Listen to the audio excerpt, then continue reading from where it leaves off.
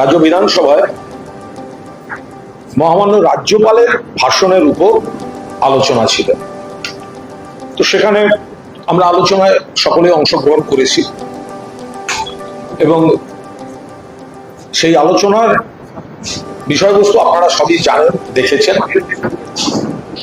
তো আমার এই আলোচনার চলাকালীন আমার মনে হয়েছে যে স্পিকার সাহেব, আমরা শেষে দেখলাম একদম মাননীয় মুখ্যমন্ত্রী শুভেন্দু অধিকারী বেশ কিছু বিষয় বললেন, আপনারা শুনেছেন, আমি সে বিষয়ে বলার কেউ নই। কিন্তু শুভেন্দু অধিকারী সব থেকে যেটা গুরুত্ব দিয়েছেন সেটা হচ্ছে নারী নির্যাতন রোধের উপর। মাননীয় মুখ্যমন্ত্রী শুভেন্দু অধিকারী অনেকগুলি সিদ্ধান্ত বা নীতিগত সিদ্ধান্ত বা দৃষ্টিভঙ্গি তিনি তার ভাষণে রেখেছেন। তার মধ্যে বিশেষভাবে গুরুত্ব দিয়েছেন নারী নির্যাতনের উপর, এবং তিনি বলেছেন বাংলায় যা যা নারী নির্যাতনের নির্দিষ্ট অভিযোগ আছে সেটা কেউ ছাড় পাবে না। এখন মুখ্যমন্ত্রী বলছেন নারী নির্যাতনের বিরুদ্ধে কঠোরতম পদক্ষেপ, জিরো টলারেন্স।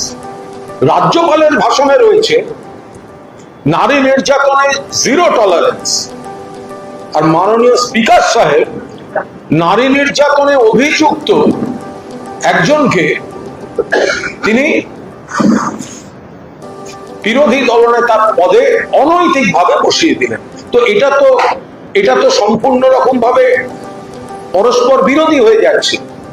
ওনারা বলছেন তামান্নার ন্যায় বিচার চাই, অভয়ার ন্যায় বিচার চাই, একদম ঠিক, প্রত্যেকটা ঘটনার ন্যায় বিচার চাই। তাহলে বালুরঘাটের নম্রতারও তো ন্যায় বিচার চাই। ফলে আগের দিন রাজ্যপাল বলেছিলেন নারী নির্যাতন জিরো টলারেন্স, আজ মুখ্যমন্ত্রী বলেছেন নারী নির্যাতন জিরো টলারেন্স। আমার ভাষণে আমিও স্পিকার সাহেবের দৃষ্টি আকর্ষণ করছি, অবিলম্বে নারী নির্যাতনে অভিযুক্ত, এফআইআর নেমড এবং সংশ্লিষ্ট মহিলা পূর্ণাঙ্গ বয়ান বিবৃতি রয়েছে। রেড রোডে নামাজ পড়ার জন্য ছুটির দিন 2 ঘন্টা লাগতো, আর যোগ করার জন্য 7 দিন ওয়ার্কিং ডেতে রেড রোডটা বন্ধ ছিল। নামাজ হবে না, এটা কোনো কথা স্যার? এটা বলছে নামাজ হবে না, এটা কোনো কথা? এটা এই মুহূর্তে বলেছেন, এই মুহূর্তে বলেছেন, আপনাদের মন্ত্রী বলেছেন